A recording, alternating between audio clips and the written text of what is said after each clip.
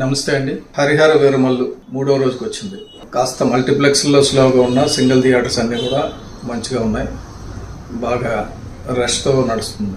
ఈ సినిమాని కొద్ది రోజులు ఆదరించాల్సిన అవసరం ఎందుకుందంటే, గతంలో శంకరాభరణం సినిమా వచ్చినప్పుడు మొదటి 2 వారాలు అసలు మనుషులు లేకుండా చాలా కష్టాలు పడ్డారు. ఆయన వచ్చిన రెండో రోజునే ఏడిది నాగేశ్వరరావు గారు ఎలాగైనా నా సినిమాని ఆదరించండి అని చెప్పి అందరినీ చాలా మందిని బతిమాలుకోవాల్సి వచ్చింది. ఆ తర్వాత సంవత్సరం పాటు ఆ సినిమా బ్రహ్మాండంగా నడిచింది. ఇప్పటికీ ఆ సినిమా ఎప్పుడు రిలీజ్ అయినా దాని ఆడియన్స్ దానికి ఉన్నారు. కారణం ఏంటంటే అది ఒక మార్పు.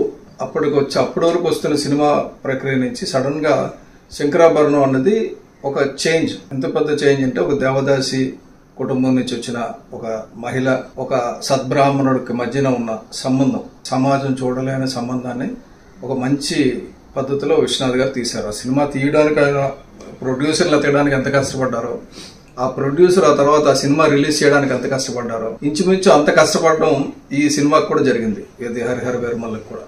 ఇప్పుడు ఏంటంటే, అసలు మన హిందూ సమాజం మీద జరిగిన దాడి, మన భారతదేశం మీద, హిందూ సమాజం కంటే భారతదేశం మీద జరిగిన దాడిని చూస్తే భయంకరమైన దాడి జరిగింది.